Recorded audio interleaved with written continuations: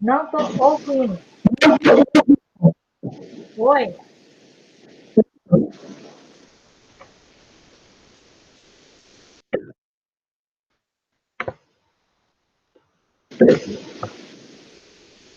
Não estou ouvindo, pastor.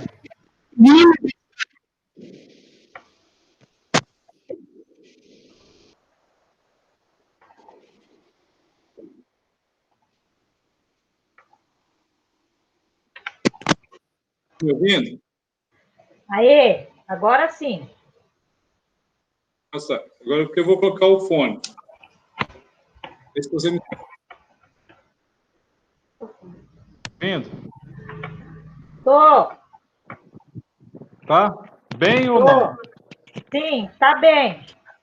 Então tá bom. Vou esperar um pouquinho aqui, pessoal. Acho que nós vamos analisar o Salmo 5, né? É, Eu parei no Salmo 5. Salmo 5, né? isso. O povo está demorando a chegar. A aula acabou tarde? Teve aulas dos primeiros? Teve. 3 minutinhos só passou, a mais. Quem que deu aula? Pedro. Pedro Pedro? Valverde. Isso. O Adriano tá com Covid, né? Tá, ele avisou pra gente que tá com Covid. Mas ele Não tá internado em tá muito bem, Maringá? né? Não tá Tá em bom, não? Maringá. Mas ele tá no UTI?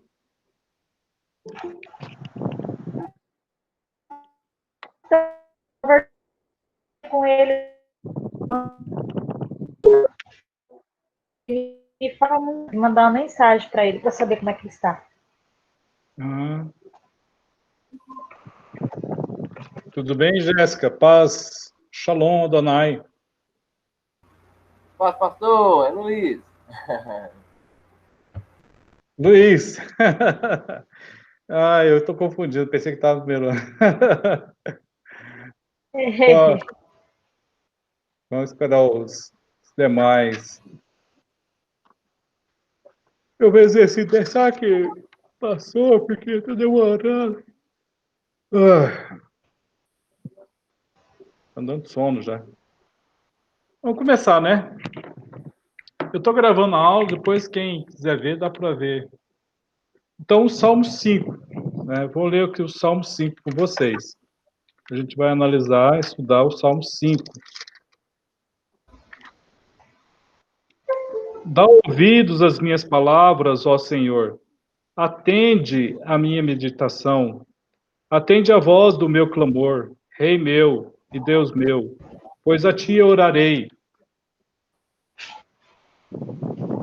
A ti orarei. Salmo 5.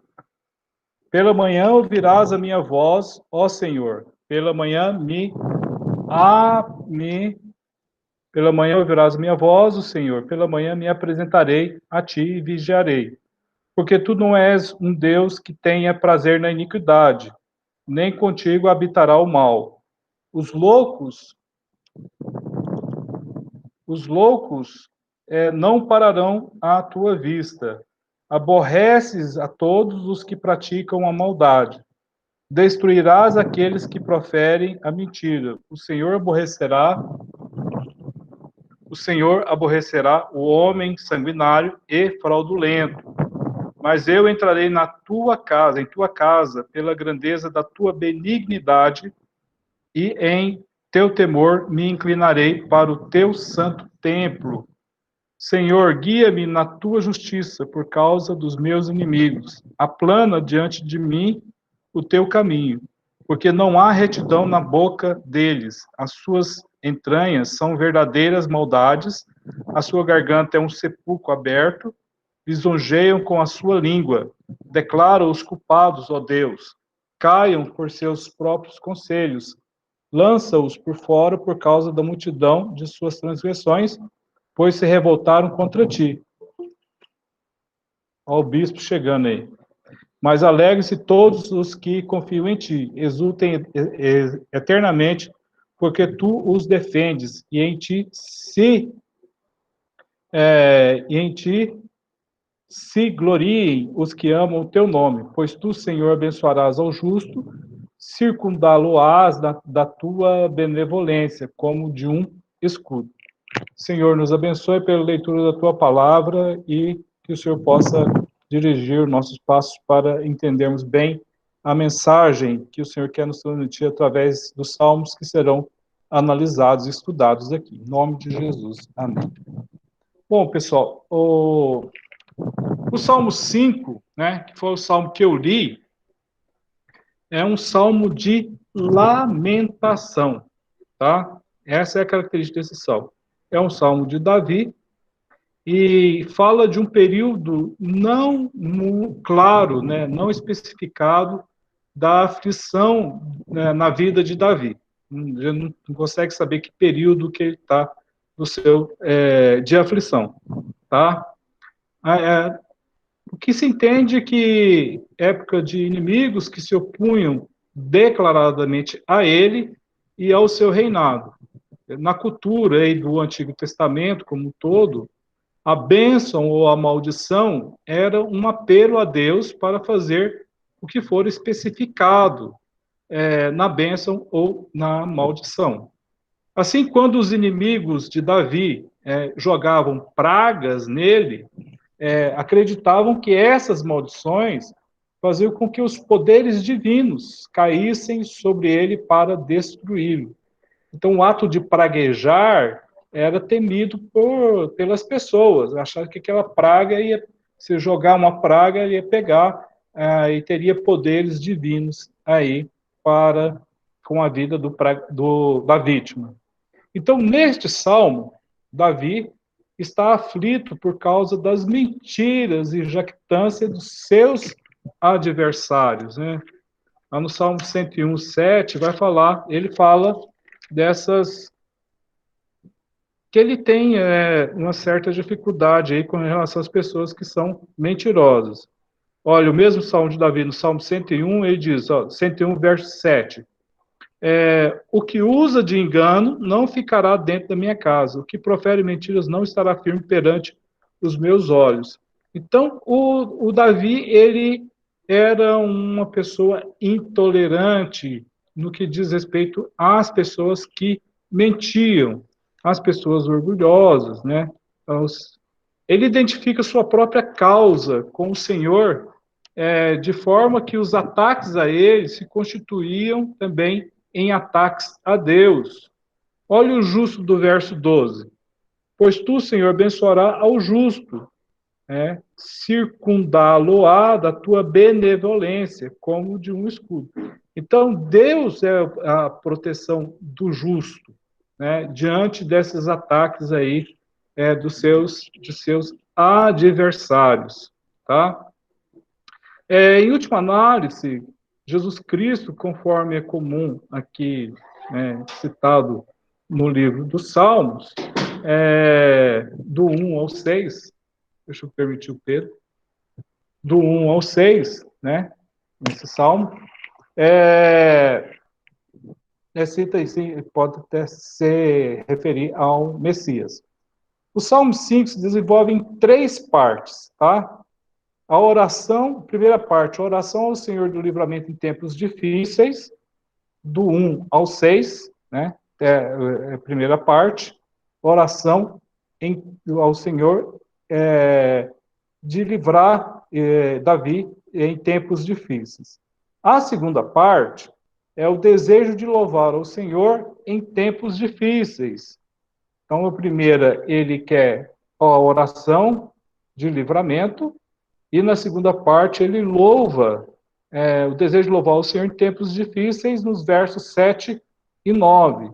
E a terceira parte desse salmo é o desejo pelo juízo final do Senhor em tempos difíceis.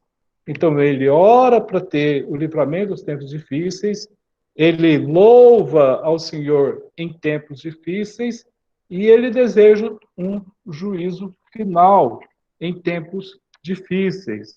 Assim pode ser dividido aí o salmo, tá? Do 1 ao 3, ele começa, dá ouvidos, né? Escuta. Essa mesma exclamação aí, esse mesmo pedido, é igual ao do Salmo 4:1. trata-se de uma linguagem de alguém que crê, né, a partir da experiência que Deus se esqueceu do seu caso. Ó, Senhor, não esqueça, estou lembrando o Senhor aí, não esqueça da minha aflição, tá? Aquele que sofre clama ao Senhor para ser ouvido, embora ele nunca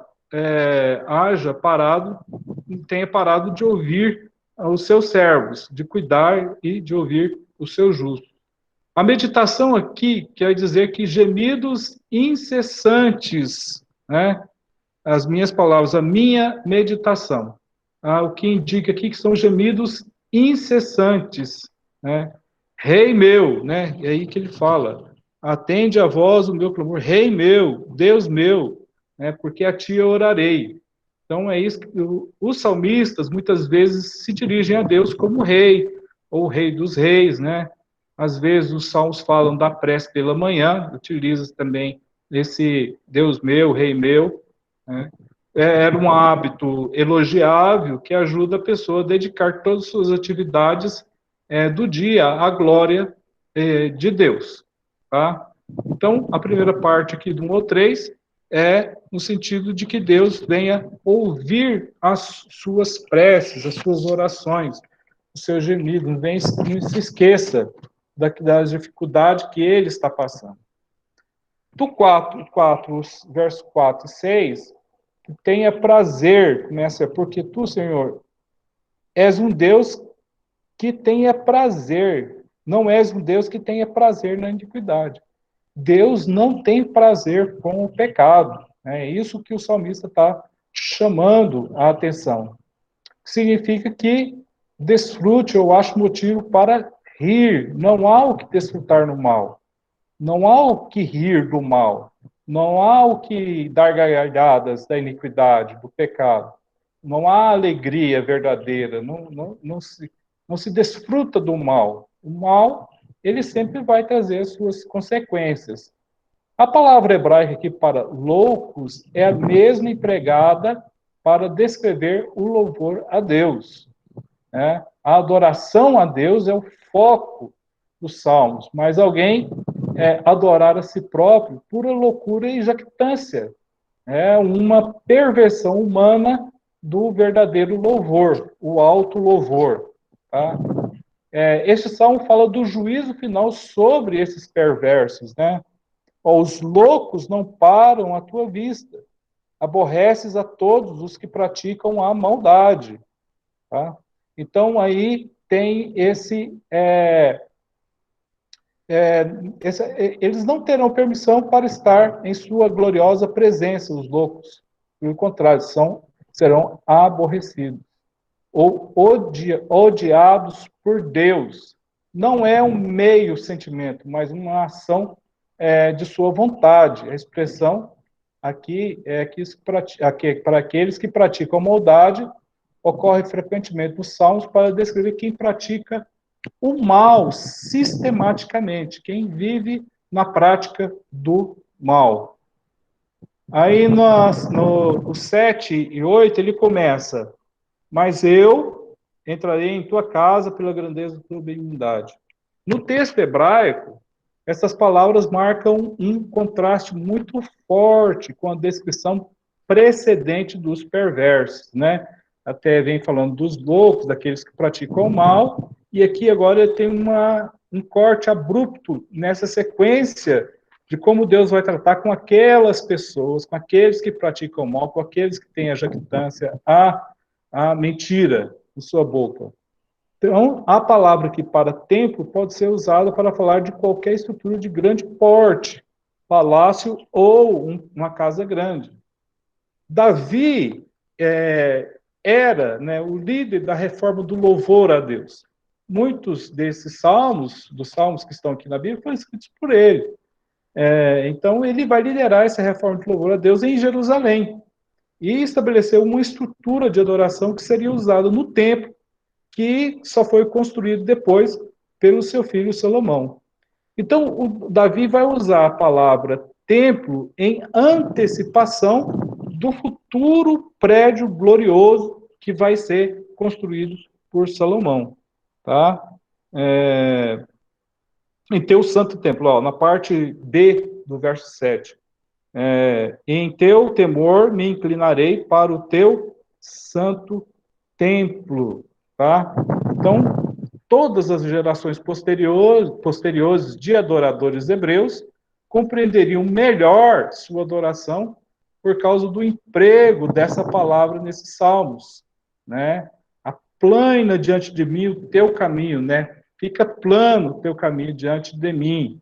Davi ora a Deus para que esclareça a ele qual é a vontade de Deus para a vida dele. Coisa que a gente faz constantemente, querendo saber qual é a vontade de Deus para as nossas vidas. No 9 e 10, esses dois versículos, diz o seguinte: a sua garganta é um sepulcro aberto, né? É um jazigo aberto, está aberto ali.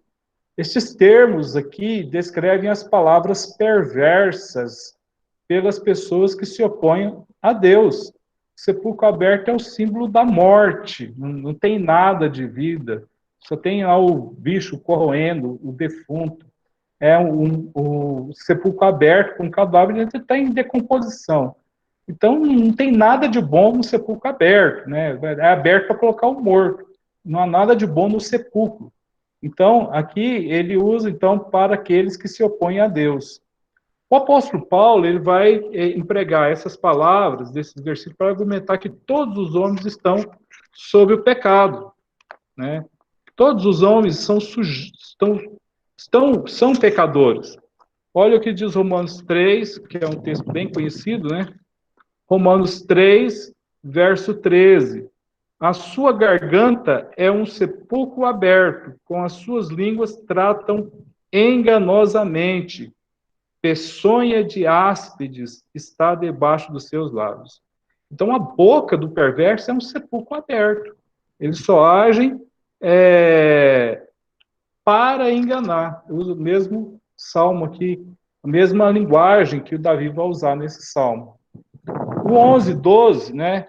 11, 12, já no final desse salmo, eu disse: alegrem-se, né? Todos os que confiam em ti. Então, aqui o salmista vai descrever a alegria dos que estão salvos por Deus, né?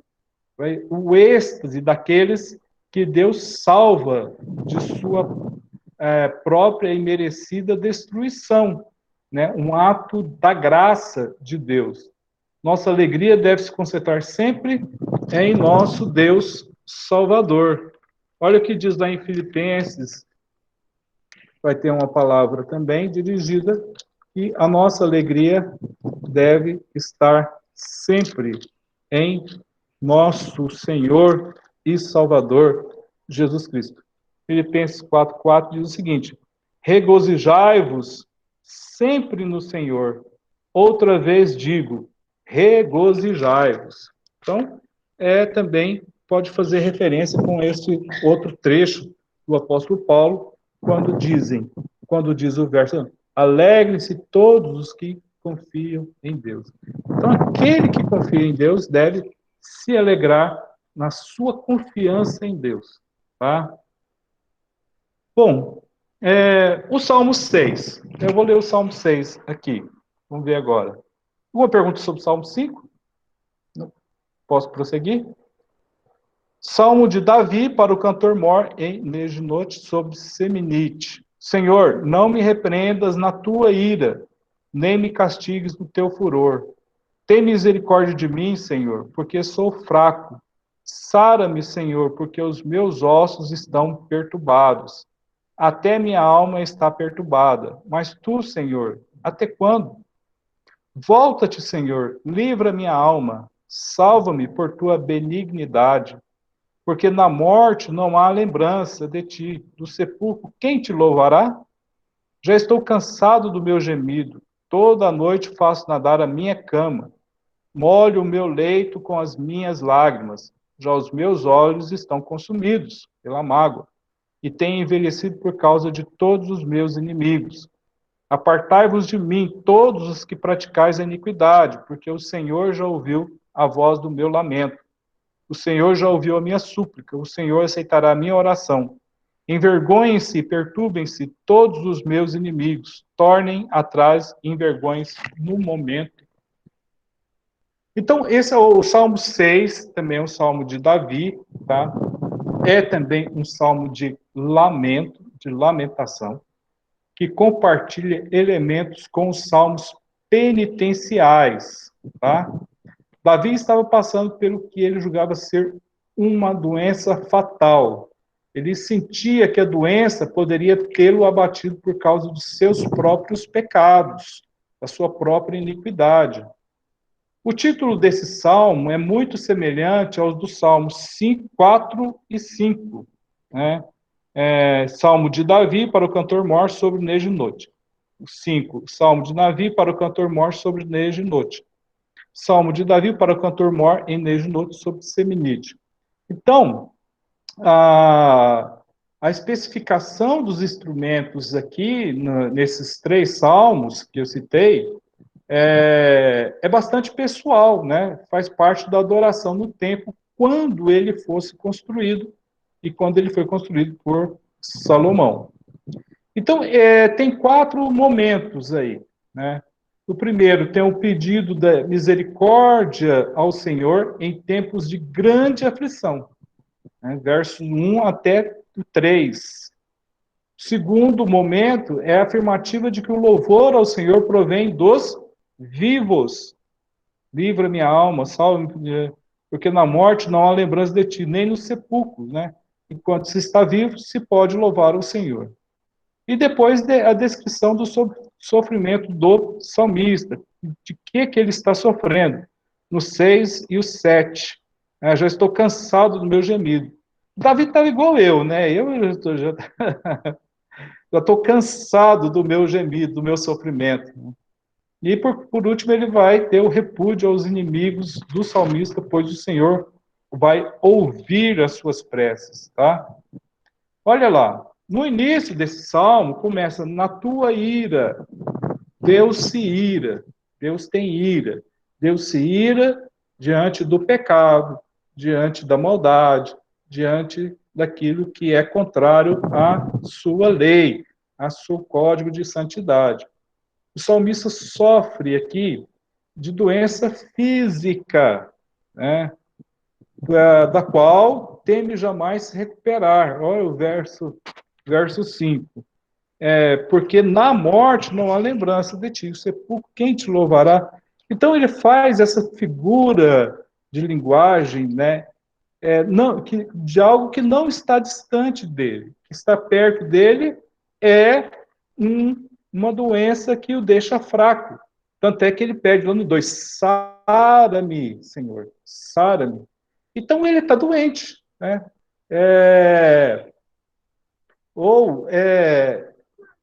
Sua principal preocupação não é só de que seu sofrimento seja maior do que ele possa suportar, mas também que seja fruto de uma grande insatisfação de Deus. Por quê? Porque ele já chamou na tua ira, né? Então, Davi, em sua dor, clama a Deus, e ele ainda diz, meus ossos, é uma maneira poética, né? Quando ele fala, meus ossos estão perturbados. Então, é uma linguagem poética para descrever uma doença muito incômoda. Todo o ser de Davi está atormentado. Tá? O 4 a 5, né? 4 a 5. Volta-te, né? Volta-te, venha, Senhor. Esta é uma parte típica da petição em um salmo desse tipo, né? No Salmo 13 também vai ter algo parecido com isso, né? Uma parte típica de petição. Volta-te. Conclamar Deus a agir baseia-se na fé, até mesmo durante tempos de muita angústia. Então, por tua benignidade, né, Senhor, volta-te, porque o Senhor é bom. O termo mais significativo do texto hebraico com relação ao caráter de Deus é o traduzido aqui por benignidade, que pode ser seu hesed em hebraico, que é o amor incomparável, fiel, misericordioso, imutável de Deus. Então, ele trabalha com essa questão do Deus amoroso, do Deus misericordioso, do Deus benigno. Então, a palavra hebraica descreve aquilo que alguns proferem chamar de amor fiel de Deus, que é o Hesed, essa palavra. Então, as traduções dela vão variar, pois a palavra tem um profundo significado. Jeremias, lá, a causa de não sermos consumidos são as misericórdias do Senhor que se renovam a cada manhã. Então, exceto pelo próprio nome de Deus, pode ser este o termo isolado mais importante que descreve como objeto de louvor no livro dos Salmos. Daí o Davi continua falando, ó, no sepulcro, quando um justo, um crente morre, sua voz se perde do coral de cantores do templo. A morte é significa menos um. Morreu, perdemos um. Perdeu-se um adorador. Então, o salmista faz essa comparação. A morte do justo significa que uma voz a menos na congregação dos cantores, entre os cantores no templo de Deus, entre os adoradores no templo de Deus. Então, o raciocínio aqui é bem claro, tá? Se Deus ainda deseja ouvir a voz de Davi em louvor, deve conservar a vida de Davi. Ele quer viver para continuar louvando a Deus. Então, Davi seria inútil para Deus se ele estivesse morto, né? Vivo, ele pode cantar, gritar e testemunhar do imenso amor e misericórdia de Deus. Então é isso que ele vai falar. Então, só que ele ainda vai mais profundo ainda no seu sofrimento. No 6, no 7. Olha, hoje eu estou cansado do meu gemido. Eu faço a minha cama nadar. Quer dizer, o salmista está sofrendo tanto, que ele chora e a cama dele fica molhada. Né? Essa é a figura de linguagem utilizada para ele, né, poeticamente, descrever o sofrimento que ele está tendo. É um exagero, né? Esse exagero é uma forma de ressaltar o quanto a sua dor está incomodando.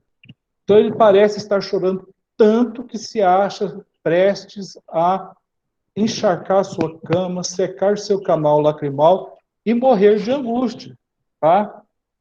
O 8 a 10 aí, olha, ele começa, né? Apartai-vos de mim, todos que praticais a iniquidade. O Salmo 6 é um salmo de lamentação, no qual o Senhor responde à oração do aflito Davi. Apartai-vos de mim, todos aqueles que são pecadores. A mudança de clima no Salmo se deve à resposta do Senhor. Davi, que estivera tão doente, foi curado. O Senhor respondeu à sua oração.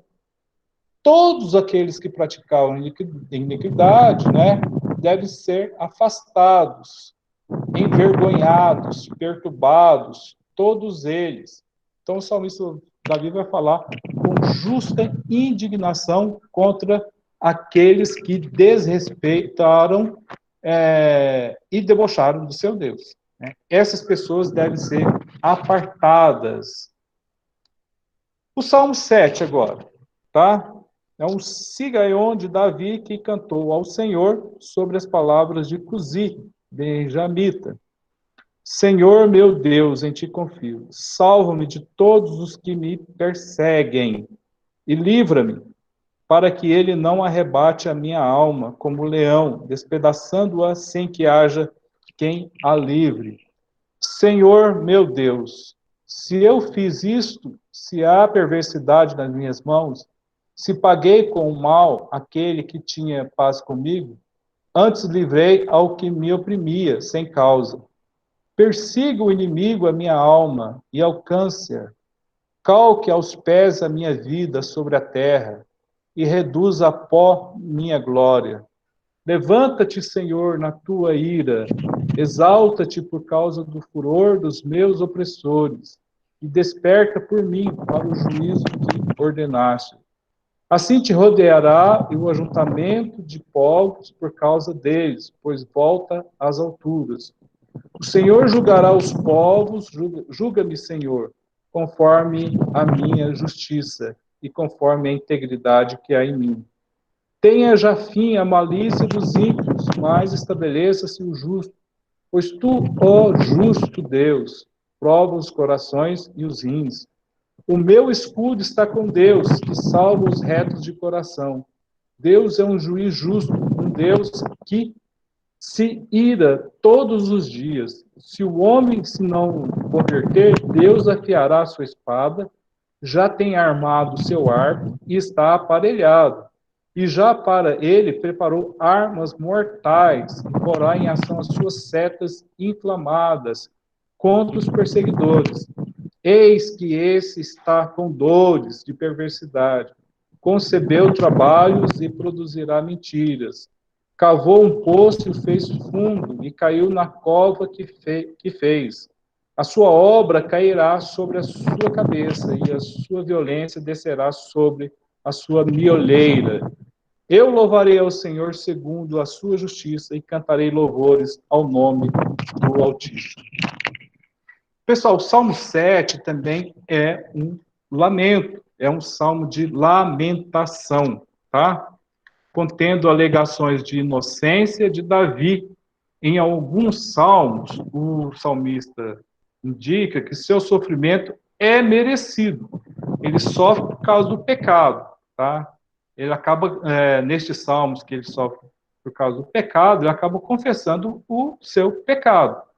Mas em outros salmos de lamento, o salmista, como fez Davi aqui, acredita não merecer o sofrimento ou o sentimento de abandono.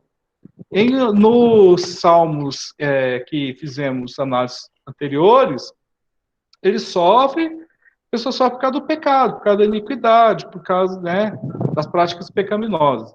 Nesse salmo, ele não está reclamando do seu sofrimento por causa do seu pecado.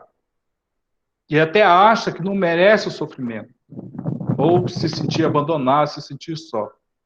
Este salmo expressa a sua dor aguda, novamente, né?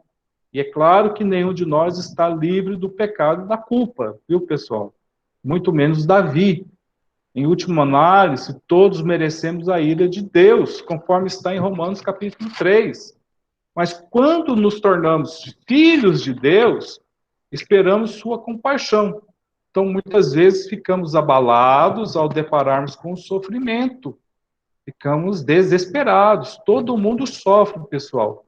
Todo mundo tem problema. Todos temos os nossos momentos difíceis. Sofrimento. A vida não é fácil. As coisas não são fáceis. E a Bíblia não omite que isso não é fácil. Né? Durante a sua vida você sente muitas dores, todos nós sentimos, tá? Depende de que forma você vê a sua dor, o seu sofrimento, de que forma nós estamos lidando com a nossa dor e com o nosso sofrimento.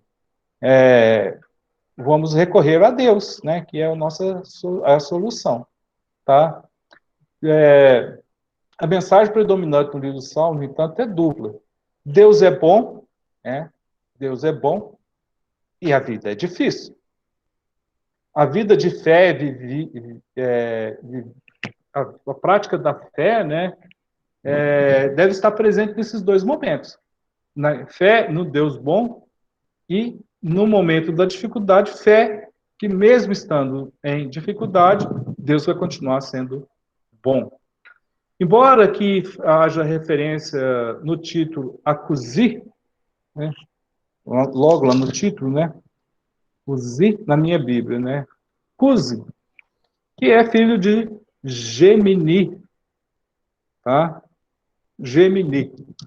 As escrituras não nos identificam quem é que foram essas duas pessoas. Né? Fica essa interrogação. Bem como que acontecimento na vida de Davi possa ter desencadeado esse salmo. Você perguntar quem é Cusi ou Gemini, não tem, assim, não temos uma indicação de quem sejam essas pessoas. As escrituras não nos identificam esse cidadão, tá? Bem como o acontecimento de Davi que possa estar desencadeando ou fazendo Davi escrever esse salmo. O poema é composto de diversos momentos breves, tá? Verso 1, apelo inicial por livramento. É o que começa pedindo livramento. Posteriormente, no 1 e 2, vai ter a declaração de inocência. Terceira parte vai ter o apelo ao juízo divino pela primeira parte, né, 6 e 8. Tem um apelo de juízo divino na segunda parte. A quinta parte, a descrição do trabalho de Deus como juiz. E a sexta parte, o retrato do ímpio, no 14 e 16, é um salmo grande, né? E por último, tem o voto de louvor. Vamos por partes agora. Então ele começa, né? Em ti confio. Senhor, meu Deus, em ti confio. O verbo empregado como que descreve a atitude do filhote de ave que busca refúgio sob as asas maternas. Se você olhar no mundo animal, as aves, elas protegem os seus filhos, seus filhotes, né? Mas quer seja uma galinha, quer seja um filhote de águia, né? Vai tentar proteger, a mãe protege sempre os seus filhos, tá? Essa imagem é encontrada novamente tanto no livro dos Salmos, né? Salmo 11, Salmo 17, quanto também em outros livros, né? Ruth, capítulo 2, também vai ter essa descrição de Deus cuidando dos seus filhos, a exemplo, né, dos filhotes de ave, né? Traz aquela proteção. Sobre as suas asas estamos tranquilos. É essa figura de linguagem que Davi vai utilizar. Que ele não arrebate a minha alma, como o leão transmite vividamente o temor do salmista. Davi tinha visto certamente um leão capturar a presa e compara isso com o seu próprio destino em ser capturado e estraçalhado, desbuchado, esbugalhado, né? E aí detonado, né? Porque o leão, né, vai lá e pega a sua presa e mata para matar a sua fome. Só que o Davi falou assim, não quero que isso aconteça comigo, que eu não venha ser destroçado, tá? Porque eu confio em ti. Eu não mereço ser destroçado pelo leão, porque eu confio em ti. Do 3 ao 5, então, ele fala, começa lá, Senhor, meu Deus, se eu fiz isso, se há perversidade, então aqui está aquela forte, aqui ele não reconhece o pecado, os outros ele reconhece o pecado. Então, aqui o Davi está alegando o quê? Ser inocente de todas as acusações de seus inimigos contra ele. Calque aos pés a minha vida. Essas palavras solentes são ditas a Deus. O Senhor pode exercer seu juízo usando dos inimigos de Davi, se for falsa a sua declaração de inocência. Então ele coloca em jogo, assim, ó, Senhor, se eu errei, o Senhor pode utilizar os meus inimigos para me corrigir.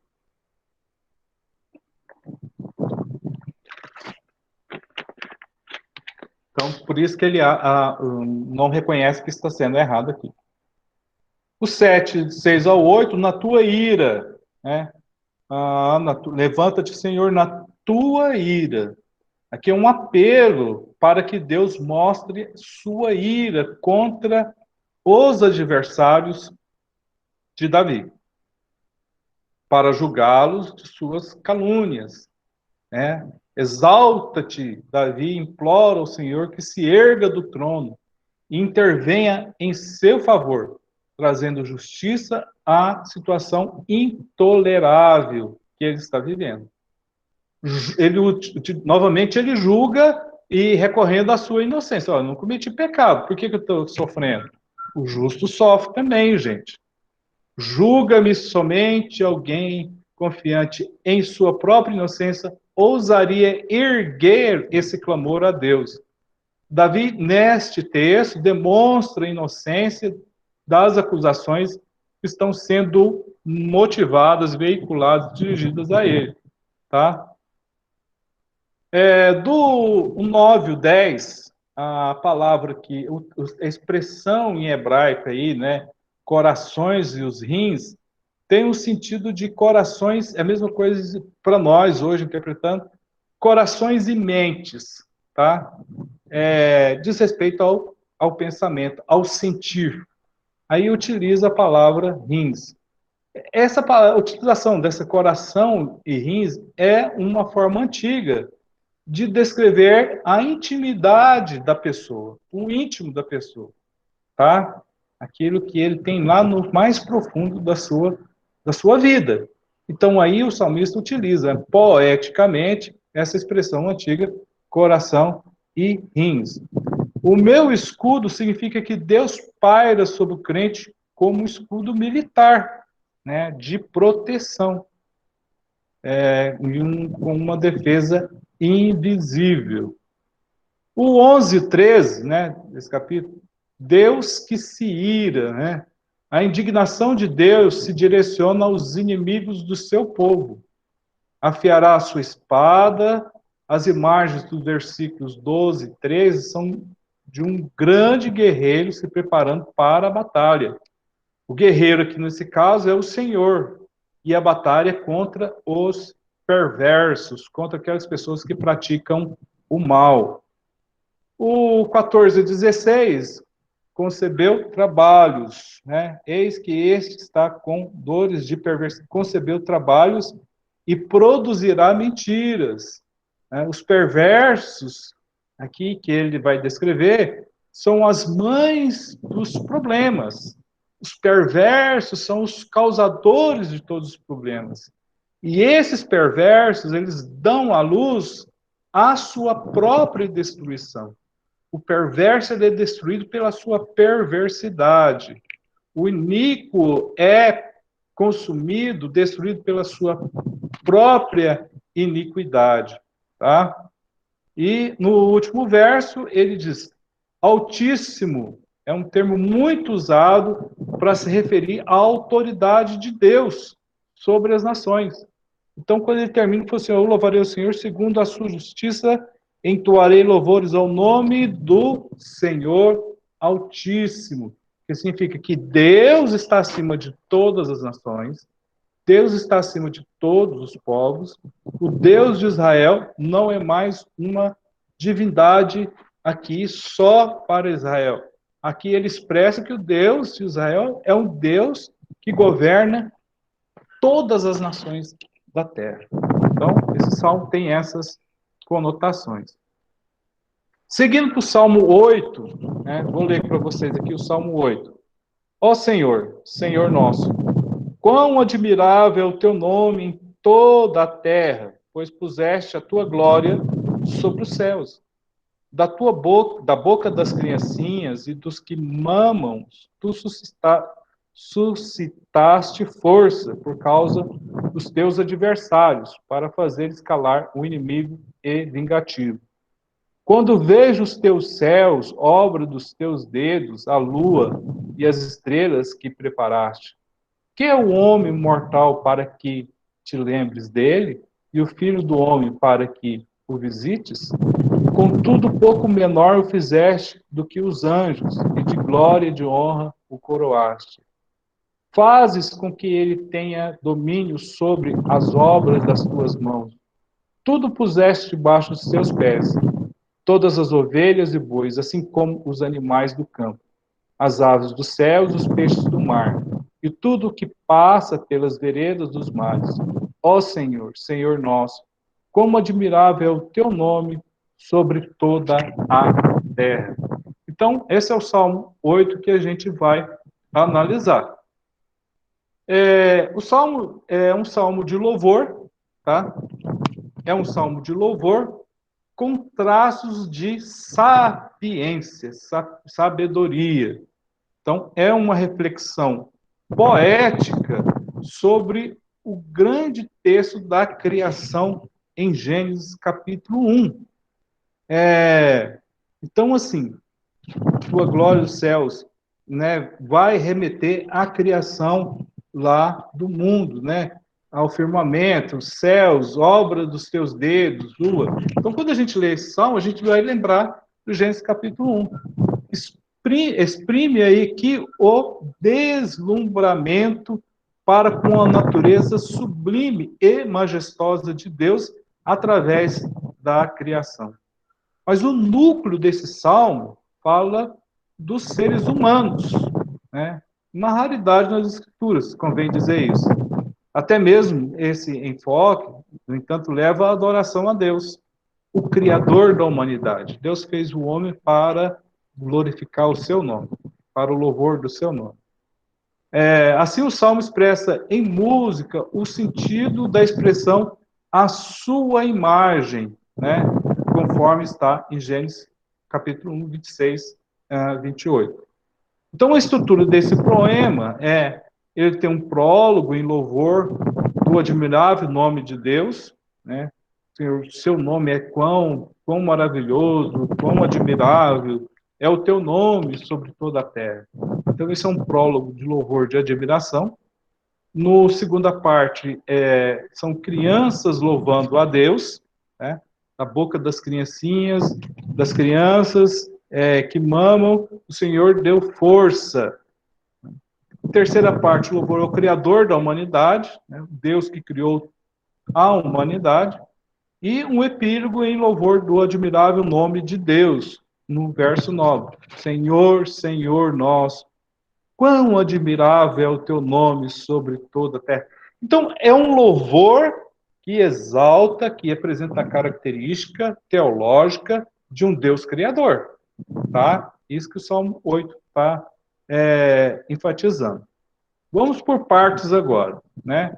O verso 1. Quão admirável é o teu nome. O nome de Deus, né? Yud, Rei, Vav, Rei, né? E YHWH, o tetragrama, é invocado e admirado pelo salmista. Tá? Então, o nome de Deus e a glória de Deus são formas alternativas de descrever quem ele é. Então, o Salmo tem um profundo sentido, uma profunda explanação teológica de quem Deus é. E o foco no nome de Deus, no Salmo, né, isso vai estar no Salmo 113 também, para enfatizar essa questão do louvor destinado a ele. Então, o Salmo 8 determina com as mesmas palavras com que começa essas palavras de louvor ao nome de Deus. Então, são como uma moldura para o tema central, que é o louvor ao ser humano, masculino e feminino, que Deus fez para refletir a sua grandeza. Deus fez os homens para louvar o louvor da sua glória. Aí, lá no verso 2, ele fala da boca das criancinhas, da boca das crianças. Esse versículo também é citado, né? Talvez aqui Jesus Cristo tenha utilizado esse mesmo versículo quando ele diz lá em Mateus 21, Mateus 21, 16. E disseram-lhe, ouves o que esses dizem? Jesus lhe disse, sim, nunca lestes? Pela boca dos meninos e das criancinhas de peito tiraste o perfeito louvor. De onde que Jesus tirou isso? Do Salmo 8, né, do versículo 2. Tá? No 3 e o 4, né, nessa parte aqui, começa com teus céus.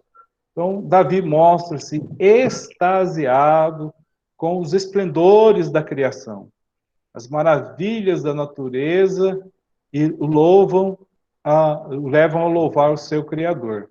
Né? Quando a gente está na natureza, a gente vê o poder do Altíssimo. Né? Recentemente tive um bonito, que dali não tem nada da intervenção humana. Totalmente natural e muito lindo. Deus fez aquilo para o seu louvor. Até o universo, com suas distâncias infinitas, é obra dos dedos de Deus. Salmo 19 fala isso. Que é o homem ante a vastidão da criação e a glória insuperável do Deus Criador? Quem somos nós para conjecturar sobre ele, aqui, homem refere-se a todos os seres humanos, independentemente do gênero, cor, situação social, econômica, política, etc. Tá? Do 5 ao 8, né, pouco menor o fizeste do que os anjos. Tá? A resposta às perguntas retóricas do versículo 4, né, que é o homem, vai ser respondida aqui, nesse do 5 ao 8. O ser humano, masculino ou feminino, está no topo da criação divina. O texto em hebraico diz: você fez que lhe faltasse pouco para Deus. A Septuaginta, que é a Bíblia grega, né, muito antiga essa versão, antiga tradução grega do Antigo Testamento, traduziu por anjos a palavra hebraica com o sentido de Deus. Tá? O autor de Hebreus baseia na Septuaginta seu argumento, lá em Hebreus 2, do 5 ao 9. Hebreus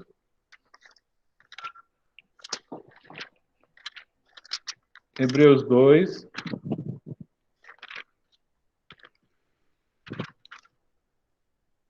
Hebreus capítulo 2, do 5 ao 9. Porque não foi aos anjos que sujeitou o mundo futuro, de que falamos, mas em certo lugar testificou alguém dizendo: que é o homem para que dele te lembres? Ou o filho do homem para que o visites? Tu o fizeste um pouco menor do que os anjos, de glória e de honra o coroaste, e o constituíste sobre as obras das tuas mãos. Todas as coisas lhe sujeitastes debaixo dos pés. Ora, visto que lhe sujeitou todas as coisas, nada deixou que ele não esteja sujeito. Mas agora ainda não vemos que todas as coisas lhe estejam sujeitas. Vemos, porém, coroado de glória e de honra, aquele Jesus que fora feito um pouco menor do que os anjos, por causa da paixão da morte, para que pela graça de Deus provasse a morte por todos. Então, a Septuaginta ela vai pegar essa palavra anjo, né, para que ela tenha um sentido de Deus, tá? É isso que ela vai utilizar. De onde o autor vai se fundamentar? Esse texto de Hebreus. Provavelmente que... Então, ambas as leituras seriam assim, verdadeiras. Deus fez os humanos à sua imagem, apenas um pouco menor que os anjos. Deus fez o homem e de glória e de honra o coroaste. Completa e explica a frase paralela, pouco menor o fizeste do que os anjos. Deus criou os humanos como criaturas majestosas que deveriam governar sobre sua criação, tá? Em nossa condição decaída, no entanto, tornamos-nos profundamente desfigurados dessa criação. Houve uma distorção da majestade que Deus planejou. Mas Jesus Cristo resgata aqueles que investirem sua fé nele. Em Cristo recuperamos a majestade. Nele nos tornamos as pessoas que Deus quer que sejamos. Sempre que nos sentirmos desvalorizados, as palavras deste salmo nos podem animar. Nós, todos os seres humanos, somos valiosos para Deus, porque o próprio Deus nos criou à sua gloriosa imagem, tá? A sua gloriosa imagem. Embora tenha o processo de queda e que isso aí ficou corroído. Agora, em Cristo, nós somos reatados em Deus. É o 8:9, né? O Senhor, Senhor nosso. Então a palavra aqui é o nome divino, de Deus, Yud Rei Vav Rei, YHWH. A segunda palavra em hebraico traduzido por nosso Senhor fala daquele que está no controle, nosso Deus soberano. Ok? Ainda no Salmo, agora vamos para o Salmo de número 9. Vou ler com vocês o Salmo de número 9. Eu te louvarei, Senhor, de todo o meu coração. Cantarei todas as tuas maravilhas. Em ti me alegrarei e saltarei de prazer. Cantarei louvores ao teu nome, ó Altíssimo, porquanto os meus inimigos retrocederam e caíram e pereceram diante da tua face. Pois tu tens sustentado o meu direito e a minha causa. Tu te assentaste no tribunal julgando justamente. Repreendeste as nações, destruíste os ímpios, apagaste o seu nome para sempre e eternamente. Ó inimigo, consumaram-se as assolações. Tu arrasaste as cidades e a sua memória pereceu com elas. Mas o Senhor está assentado perpetuamente, já preparou o seu tribunal para julgar. Ele mesmo julgará o mundo com justiça, julgará os povos com retidão. O Senhor será também um alto refúgio para o oprimido, um alto refúgio em tempos de angústia. E em ti confiarão os que conhecem o teu nome, porque tu, Senhor, nunca desamparaste os que te buscam. Cantai louvores ao Senhor, que habita em Sião. Anunciai entre os povos os seus feitos, pois inquire do derramamento de sangue e lembre-se dele, não se esquece do clamor dos aflitos. Tem misericórdia de mim, Senhor. Vê como me fazem sofrer aqueles que me aborrecem. Tu que me levantas das portas da morte, para que eu conte todos os louvores às portas da filha de Sião e me alegre na tua salvação. As gentes precipitaram-se na cova que abriram, na rede que ocultaram, ficou preso seu pé. O Senhor é conhecido pelo juízo que fez. Enlaçado ficou o ímpio nos seus próprios feitos. Os ímpios serão lançados no inferno e todos os agentes que se esquecem de Deus, porque o necessitado não será esquecido para sempre, nem a expectação dos pobres se malogrará perpetuamente. Levanta-te, Senhor, não prevaleça o homem, sejam julgadas as gentes perante a tua face. Põe-nos em medo, Senhor, para que saibam as nações que são constituídas por meros homens. Então, esse é um salmo lindo, né? Salmo maravilhoso.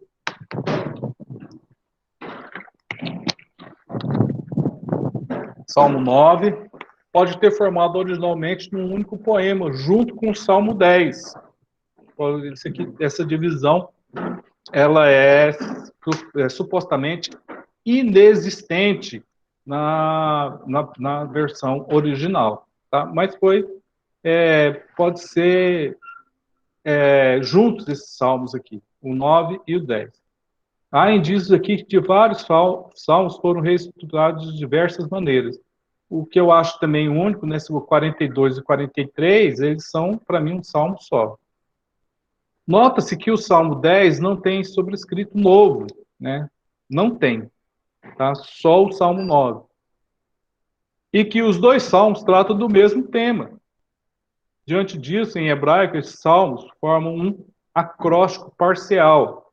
Isto é, 10 das letras iniciais dos versos do Salmo 9 seguem a ordem alfabética do hebraico bíblico. Aleph, Bet, Bet, Gimel, etc, etc. E 7 letras iniciais do Salmo 10 continuam no mesmo padrão. Isso nós chamamos de acróstico, que esses versos sempre em hebraico vai começar a ser Aleph, todas as linhas, os paralelos começam com Aleph. Né? Bet, todos os paralelos começam com Bet. Em hebraico, esse padrão é agradável ao ouvinte e atesta a capacidade intelectual, né, criativa do poeta. Muito embora os salmos de número 10, 9 e 10 sejam de lamentação, eles apresentam uma determinação triunfante de louvar a Deus. E a seguinte estrutura do Salmo 9. Primeiro, nós vamos ver a determinação de louvor ao Senhor, versos 1 e 2. Segundo, a recapitulação dos feitos salvadores de Deus, nos versos 3 e 5. Terceiro, a desforra de Deus aos seus inimigos, versos 6 e 8. Quatro, a declaração de confissão, no versos 9 e 10. 5, a declaração de louvor a Deus, no 11 e 12. Sexto, o pedido de livramento a Deus, no 13 e 16. 7, a visão do julgamento dos ímpios, 17 e 18. 8, clamor de livramento a Deus, no verso 19 e 20. O título do salmo, que atribui o poema Davi, para indicar também a canção sobre a qual deveria se cantar a letra. Bom, vamos à análise desse salmo. De todo o meu coração. Não se louva de verdade com metade do coração. Você deve se louvar com todo o seu ser, com todo o seu coração. Essa é a exortação inicial. As palavras desses dois versículos são características de louvor a Deus, encontrado nos Salmos. Ele deve ser adorado por suas obras, pelo que ele fez, e pelo seu nome. O seu nome representa quem ele é, tá? Ele causa a existência, Yud Rei Vav Rei. As suas obras representam tudo o que ele faz e fez. Altíssimo, usado aqui, é como uma alcunha do Senhor, especialmente como o Rei de todas as nações. No 3 a 5, os inimigos não são identificados, né, nesse salmo. Isso é comum nos salmos. Todo ouvinte, recitador, leitor, pode preencher sua própria lista de pessoas que o perturbem, né? O poeta tem certeza de que Deus está no comando de tudo. O poema vai indicar isso aí. Deus comanda tudo, manda em tudo, né? E exerce seu julgamento, no verso 5. Portanto, em meio aos problemas, o salmista é capaz de antever a derrota dos seus inimigos. No 17 e 18 vai falar isso aí. Do 6 ao 8. Um dia, até os nomes dos inimigos de Deus serão esquecidos, mas o nome de Deus está assentado perpetuamente. Um dia haverá um juízo final, em que Deus tornará reto todo o erro e estabelecerá a sua paz baseada na justiça. Tá? 9, 10, os versículos, fala do refúgio. Refúgio de uma altura segura, um lugar inacessivelmente alto. O alto refúgio. Davi passava muito tempo ao ar livre, usava assim essas figuras que ele via na geografia de Israel, da Palestina. Para descrever o maravilhoso zelo protetor de Deus. Nós vamos ver em inúmeros outros salmos Davi recorrendo a esse tipo de linguagem, né? A linguagem da geografia, que conhece o seu nome. Conhecer o nome de Deus no Antigo Testamento equivalia, pessoal, a ter a fé salvadora. Né? Equivale à fé salvadora, tanto no Antigo como depois no Novo Testamento. Então, não desamparaste, explica um pouco mais o sentido do nome de Deus. Como o Senhor é Deus e não pode abandonar aqueles a quem fez promessas, ele é um Deus fiel, um Deus que não desiste do seu povo. Aí no 11, no 12, outra parte, fala assim, inquire do derramamento de sangue. Deus não é uma pessoa qualquer, né? Ele pode se vingar, fazer juízo, né? Um dia, Deus irá julgar os perversos. No final, estabelecerá o seu justo reinado. O 13 a 16 desse capítulo, Davi pede que sua vida seja poupada das portas da morte, para que possa louvar ao Senhor as portas do templo. Davi passou das portas da morte para as portas da vida. Só Deus poderia operar tamanha virada, tá? Somente o Senhor poderia puxá-lo de tais profundezas.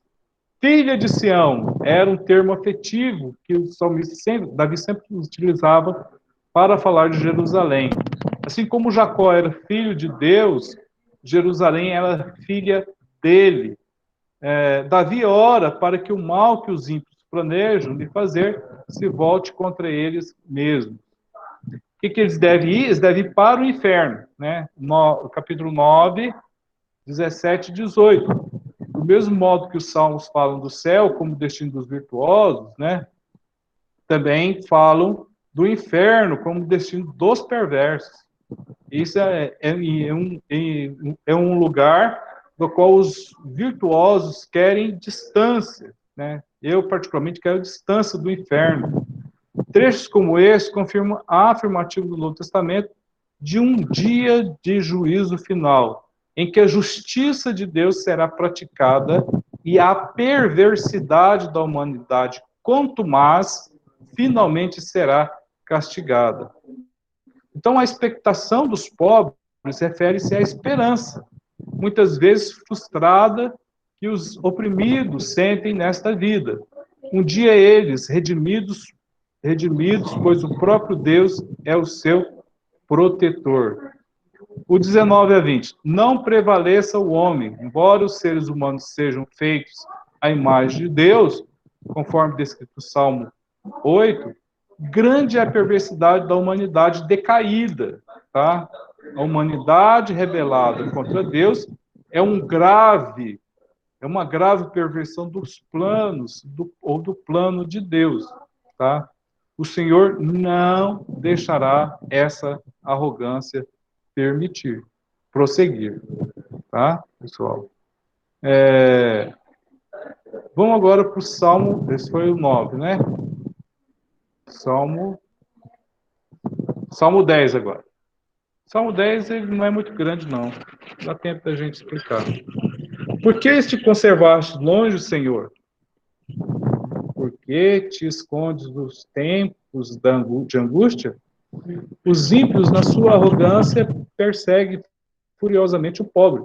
Sejam apanhados nas ciladas que maquinaram. Porque o ímpio gloria-se do desejo da sua alma. Bendiz ao avarento e blasfema do Senhor.